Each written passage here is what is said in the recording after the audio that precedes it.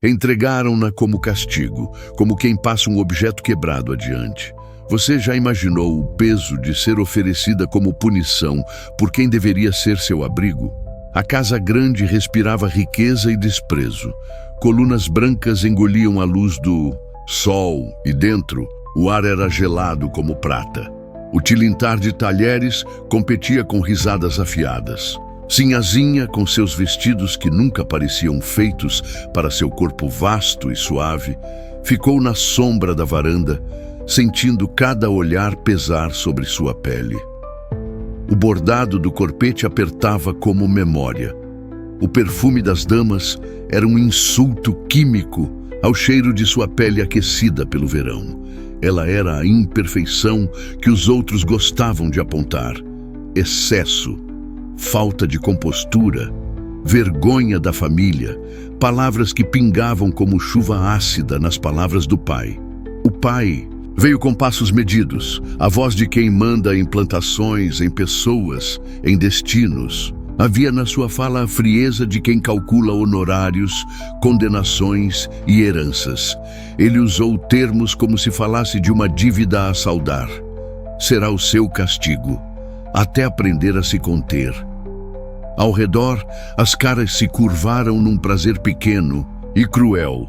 Alguém bateu palmas baixinho, como que fechando um negócio. Sinhazinha sentiu a casa girar.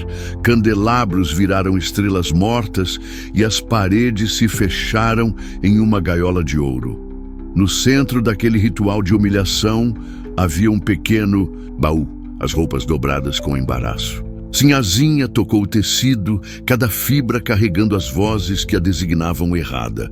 Ela tentou falar, mas a voz saiu fina, como um fio perto de romper. Pai. Foi tudo. A palavra ecoou sem peso. O pai respondeu com um aceno que dizia que era pouco, com um gesto que dizia que era o suficiente.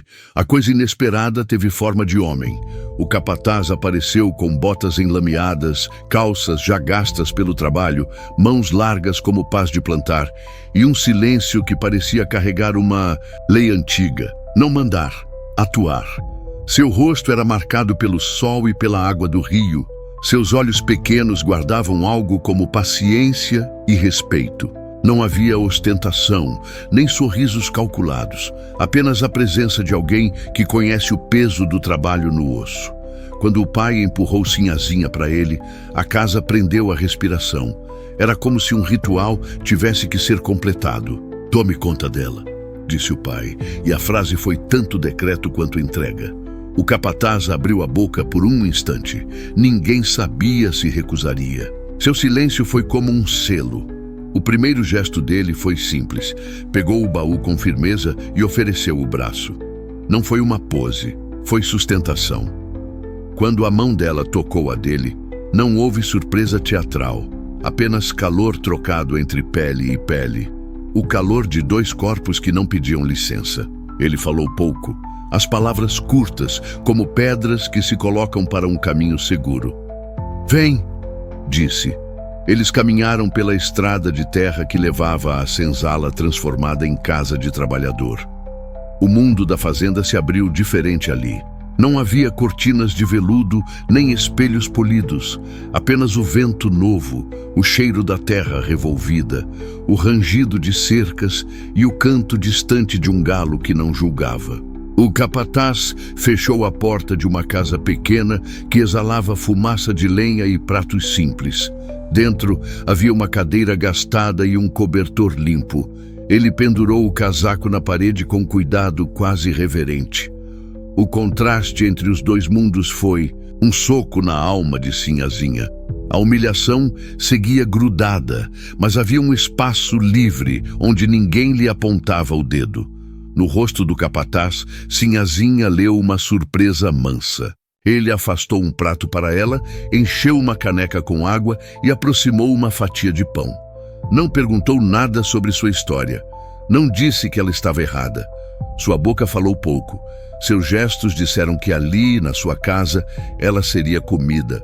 Sem interrogatório, roupa sem sarcasmo, abrigo sem condições. Era um tipo de acolhimento que vinha sem bandeiras e sem termos.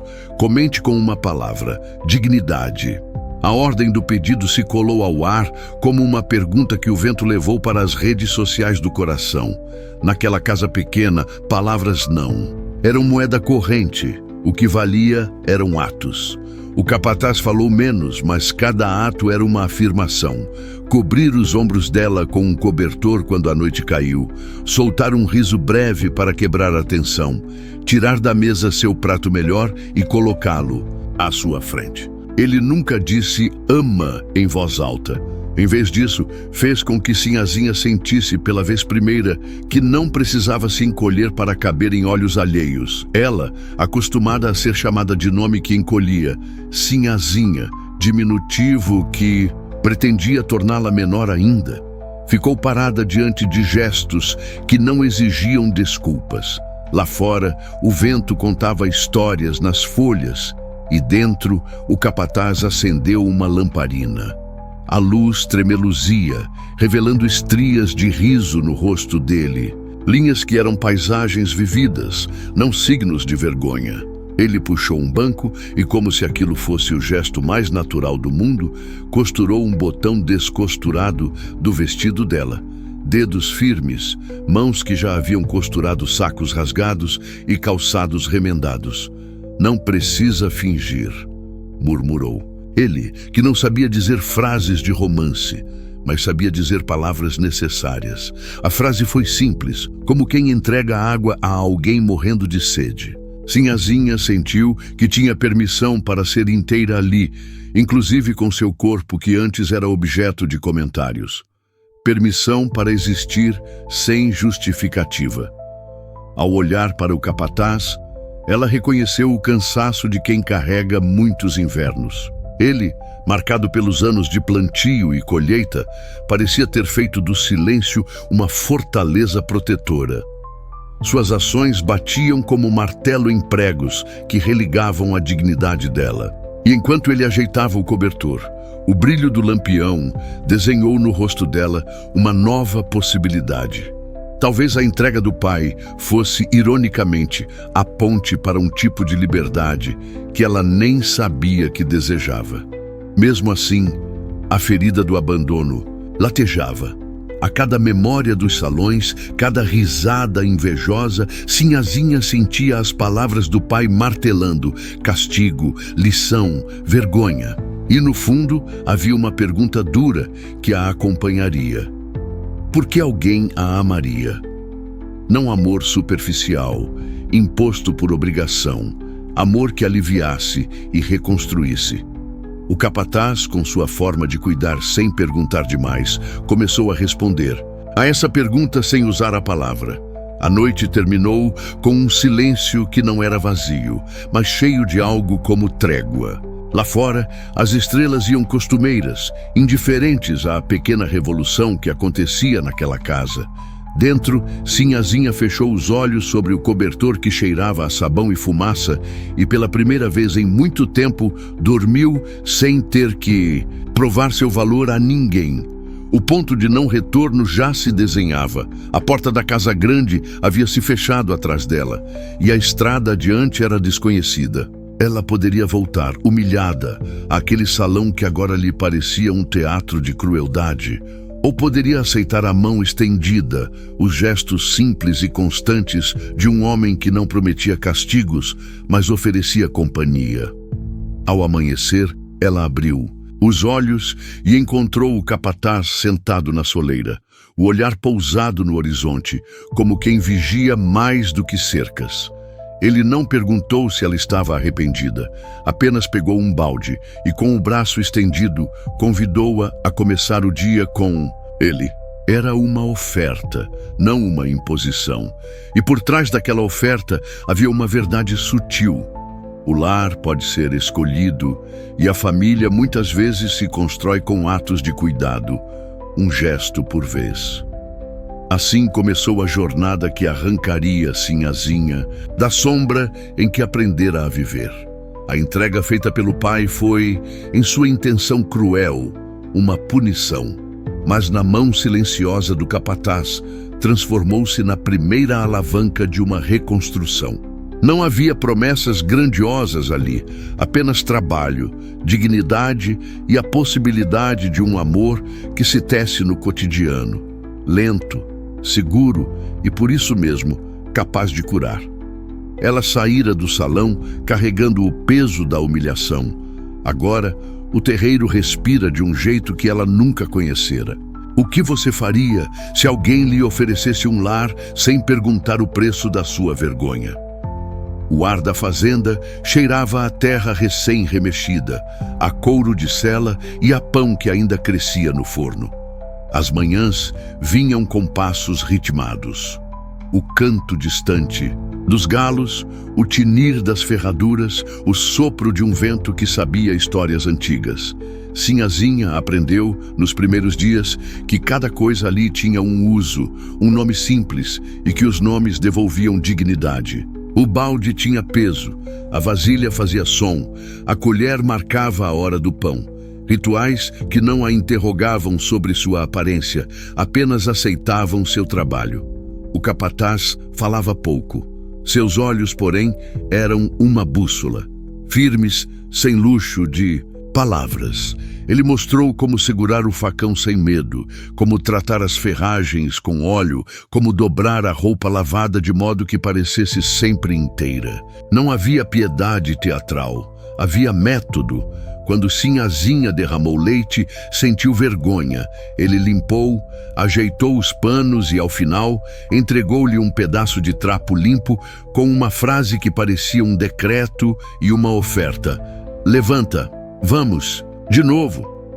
A frase não exigia gratidão, só presença. Os dias eram simples e o simples cura às pouquinhas. Ela passou a ouvir o som dos próprios passos, a prestar atenção ao seu corpo sem a lente cortante do espelho social. Descobriu músculos que dormiam, um fôlego que não era apenas vergonha. Havia, entre as tarefas, pequenos encontros. A velha cozinheira que coava café num pano manchado de memórias. Um adolescente que consertava arados e sorria com dentes inquebrados. O pássaro que insistia em fazer ninho no celeiro. Cada rosto trouxe uma festinha de aceitação silenciosa, e isso valeu mais do que 1000 promessas vazias do mundo de antes. Mas fora da cerca, as vozes não se aquietaram. Chegaram boatos, como chuva fina que insiste em molhar mesmo quando não se anuncia a tempestade. Mulheres da cidade passaram a comentar na feira. Um mensageiro enviado pelo pai apareceu, com o papel amarelecido e o olhar de quem deseja apenas fechar capítulos com a porta batendo. Ela é propriedade da Casa Grande, disse o homem como se palavras pudessem devolver sangue às intenções. Sinhazinha ouviu do alto do seu próprio silêncio. Ouviu cada sílaba como um cutelo. A sombra do que havia sido continuava a rondar. O capataz reagiu com uma firmeza que não precisava de gritos. Recebeu o mensageiro à beira do alpendre. Não houve cena, apenas sua mão pousando no ombro de Sinhazinha, um gesto que afirmava proteção. Ela fica, falou, e era pouco, mas cortou o ar como um ato jurídico. A defesa veio revestida de trabalho. Ele reorganizou horários, trouxe mais ajudantes discretos e pôs Sinhazinha em atividades públicas o suficiente para que ninguém tivesse tempo de difamar sem ser notado. Foram ações práticas que reconstituíram fronteiras e, com isso, devolveram algum sossego. No entanto, uma noite de chuva trouxe consigo o ponto de quase quebra. Sinhazinha recebeu uma carta, letras do pai, afiadas e frias, onde a palavra vergonha vinha embebida em ordens. Ao lê-la, algo dentro dela se partiu. Não era apenas o conteúdo, mas a lembrança do salão, dos olhares, do riso que a nomeara menos que corpo. Sentiu-se novamente menor, apesar do novo corpo que o trabalho ia moldando. A vontade de ir embora sussurrou mais alto que o senso de segurança. Partiu sem aviso, como quem tenta fugir do próprio espelho. A chuva a encontrou antes do portão. A estrada virou lama, a saia pesou e o coração parecia um animal tentando outra vez escapar da gaiola. No rio que cortava o caminho, ela escorregou, caiu e a lama entrou no tecido das memórias. Quando o capataz a viu vindo pela trilha, seu rosto se fechou, mas não com raiva. Correu, não com gritos, mas com passos calculados, e a segurou quando ela tentou levantar, não para impedi-la, mas para não deixá-la sozinha. Ele a levou ao celeiro, tirou a roupa encharcada, aqueceu-a com um cobertor que havia sido de alguém que lhe ensinara a ser homem do mundo, simples, gasto, mas inteiro. Ali, na penumbra do celeiro, aconteceu um gesto que marcará a vida dela. Ele tirou do bolso um lenço surrado, com marcas de suor e sal, e o ofereceu. "Guarda isso", disse, voz baixa, "para quando esqueceres que és gente." Não era luxo nem promessa, era confiança. Sinhazinha pegou o lenço e sentiu que segurava algo maior que tecido. Segurava a primeira prova física de que alguém via. Nela uma pessoa merecedora de cuidado. Foi um momento de reconhecimento que desmontava anos de autodepreciação. No dia seguinte, algo mudou nos olhares dos trabalhadores. O capataz, sem proclamar sermões, fez questão de mostrar a contribuição de Sinhazinha. Ela arrumou os parreirais com mãos firmes, ensinou a servir o café com calma e, sem alarde, demonstrou competência. A comunidade do sítio começou a tratá-la por nome e não por rótulos. O pequeno gesto do lenço virou lembrança em conversas. Ela não é frágil, trabalha. E a palavra trabalha soava como um selo de humanidade. Ainda assim, as feridas do passado latejavam. Sinhazinha precisava aprender a responder a provocações que vinham disfarçadas de conselhos. Uma visita eventual de uma antiga amiga da Casa Grande trouxe perguntas envenenadas. "Você aceita mesmo isso? Você merece?" A pergunta era uma faca que reabria. Sinhazinha, que antes teria recuado, agora respondeu com algo que não se chegava a ouvir. Chamou a si mesma pelo seu nome e explicou com voz trêmula, porém firme, porque ficara, porque pela primeira vez sentia-se tratada com respeito. O silêncio que se seguiu não foi completo acordo, mas havia menos escárnio e mais surpresa. No coração dessa reestruturação havia também o capataz se abrindo, pouco a pouco. Numa noite de lua minguante, ele permitiu que ela visse um pequeno relicário preso ao seu cinto. Uma fotografia amassada de uma mulher que sorria como se o mundo fosse simples. Quando Sinhazinha tocou a fotografia, ele falou finalmente sobre perdas que o moldaram. Uma esposa morta, um filho que crescera e fora embora. As palavras eram medidas, sem melodrama, e por isso de uma verdade que derretia resistências. Eles não trocaram promessas, trocaram histórias pequenas, e essas histórias foram se juntando como tijolos. No meio desse lento renascimento, peço a você que escute. Se esta cena tocou seu coração, escreva uma palavra nos comentários. Abrigo. E sinta por um momento o peso de dar nome a algo que salva. Os meses foram atravessando Sinhazinha como varas de sol atravessam a sombra. Ela crescia em medidas internas. Começou a arrumar um cantinho para si, com um banco simples, um vaso de plantas que a cozinheira abençoou, um cobertor que o capataz ajeitava com cuidado. O lar se fez com pequenas rotinas, o pão no forno, o café coado, a cama estendida, gestos que, somados, deram forma a um pertencimento. E o amor, quando veio, não foi explosão. Foi um alinhamento de passos, a mão que aprendia a encontrar a outra sem pressa, pequenas concessões que construíam respeito. Mas o mundo lá fora não havia terminado suas ordens. O pai, ainda distante, enviava cartas e olhares através de emissários. As acusações tomavam o formato de ameaças sutis, reputação, herança, honra. A cada novo ataque, o capataz respondia com a mesma arma que aprendera a usar: trabalho, presença e a demonstração pública da integridade de Sinhazinha. Em vez de baixá-la, ele ergueu-a com ações cotidianas que desarmavam o preconceito e ensinavam a uma comunidade inteira que o valor não se mede por etiquetas. No fim desta parte da jornada, Sinhazinha permanece entre as cercas e o céu, aberto, aprendendo não só a manejar uma enxada, mas a erguer sua voz. O capataz, o herói silencioso, segue ao seu lado, não para apagar o passado, mas para comprovar com gestos que o lar pode sim ser reconstruído, tijolo após tijolo, amor após amor, dignidade após dignidade. Algo maior ameaça vir, a público, e exigir que ambos enfrentem o mundo que os rejeitou. Mas por agora, a fazenda respira um novo compasso, o de quem escolheu ficar. O sol passou a bater mais baixo sobre as cercas e os passos do campo ganharam um ritmo quase cerimonial. As manhãs cheiravam a terra recém-remexida e a madeira do celeiro soltava um som de suspiro quando alguém encostava a mão.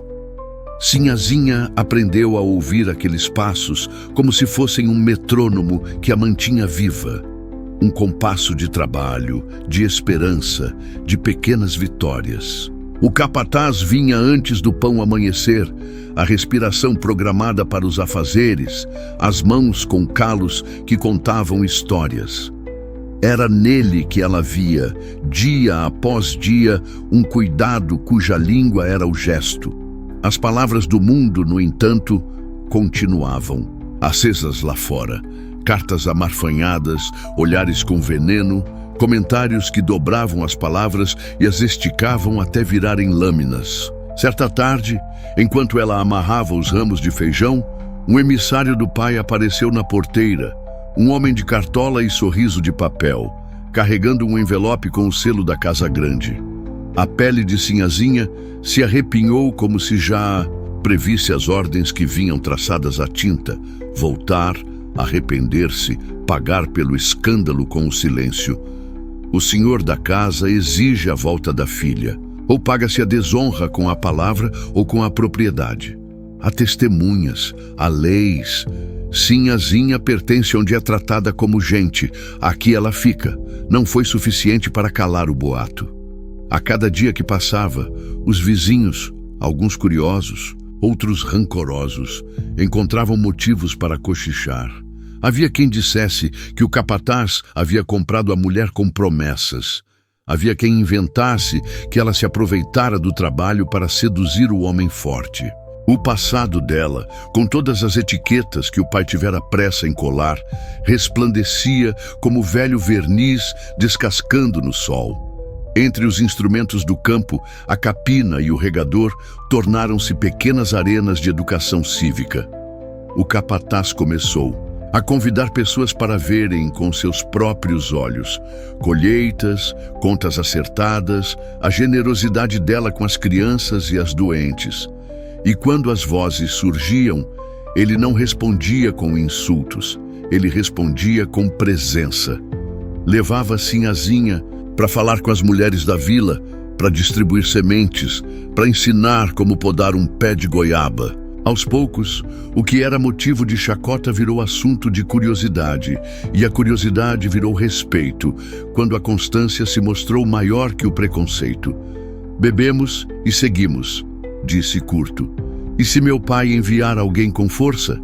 E se ele trouxer o escrivão? A voz tremia por um instante, depois encontrava firmeza nova.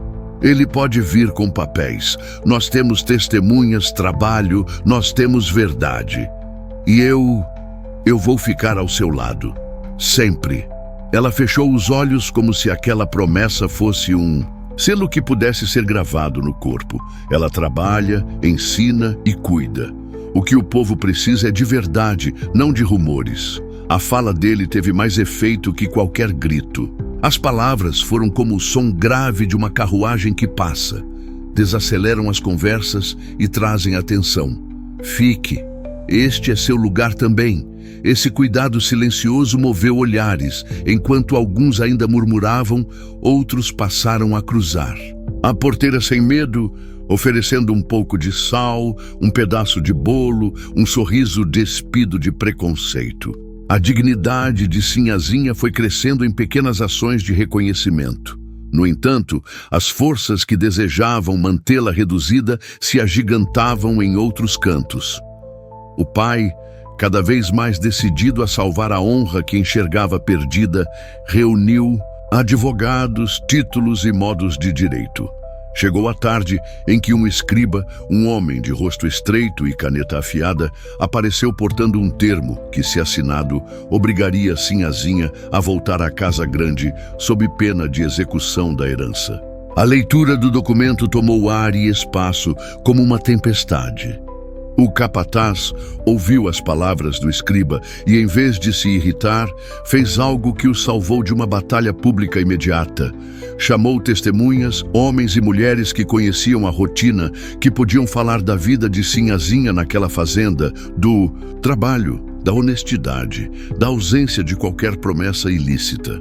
No dia em que o escrivão oficial chegou anunciado na estrada, com a carruagem pesada e o brasão do juiz, a tensão explodiu. Havia gente do vilarejo na porteira, olhos atentos e dedos que tremiam. O pai, em vão, buscou tornar a atitude pública um castigo exemplar. O capataz, no entanto, ofereceu algo inesperado. Abriu as portas do celeiro e pediu que fosse feito um inventário público, que os livros fossem mostrados, que as testemunhas falassem. Ele sabia que a verdade, exposta com calma, desmonta boatos. Não fui vendida. Não me escondi para me aproveitar. Eu trabalhei, aprendi e quis ficar. Este é o meu lar. Comente uma palavra: coragem. Ainda assim, antes que a vitória se consolidasse, aconteceu o momento de quase quebra. Um emissário noturno trouxe uma última cartada. Um boato antigo reescrito, que Sinhazinha nascera de uma família de servos, que seu sangue não era digno, que sua permanência envergonharia alianças futuras. A notícia correu como pólvora. Havia um leve tremor no ar. As crianças se ocultaram e a porta da cozinha fechou. Sinhazinha sentiu-se menor pelo espaço de um sopro, como se todas as etiquetas voltassem a puxá-la para baixo. Pensou por um segundo em partir silenciosamente, ir embora para poupar o capataz, para não ser a pedra no sapato da nova casa que eles estavam construindo. Se você for, eu vou com você. Se você ficar, eu fico também. Não se trata de apagar o passado. Trata-se de afirmar que aqui há dignidade. Ele então fez algo simbólico. No centro da varanda, pegou uma tábua velha e com uma faca de amolar talhou, com cuidado lento, duas iniciais seguidas de um traço. Não era um juramento à grandeza. Era um selo doméstico, íntimo e inquebrável. A tábua colocada ao lado da porta cheirava a cutelo e a promessa. Para uns, era apenas madeira. Para eles, tornou-se o primeiro tijolo do lar que escolheram. Construir. A fazenda respirou por um momento um novo compasso, como se cada fôlego pesasse menos. Mas no horizonte, como nuvem que vai ganhando forma, algo maior tomava corpo.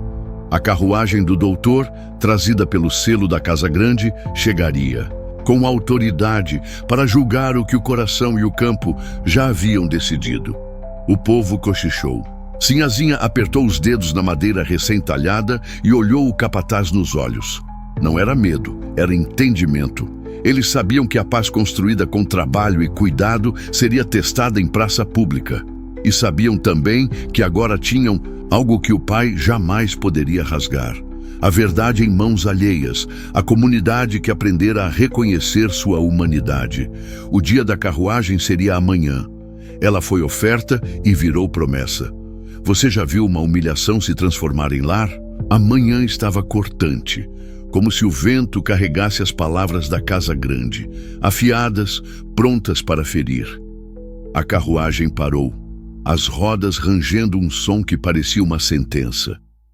O doutor desceu com o sobretudo escuro e o papel que vinha, junto.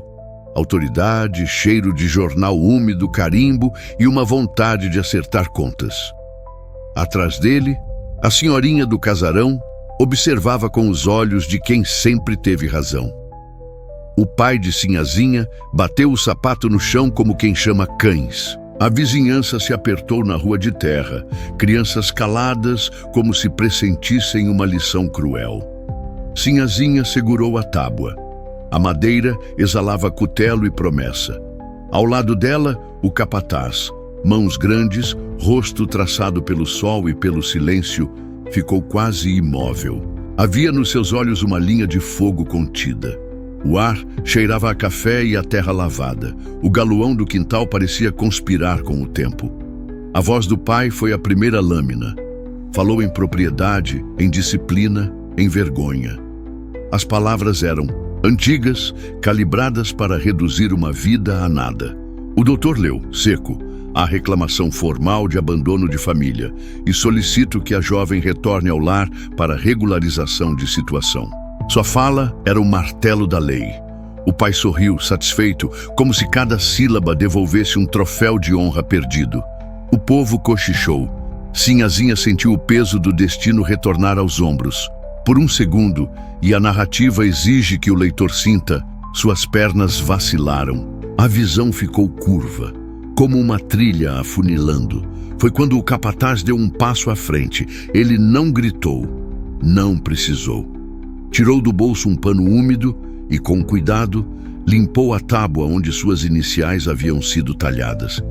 Num gesto que valia mais que qualquer papel, puxou a tábua para o centro e a colocou de modo que todos vissem.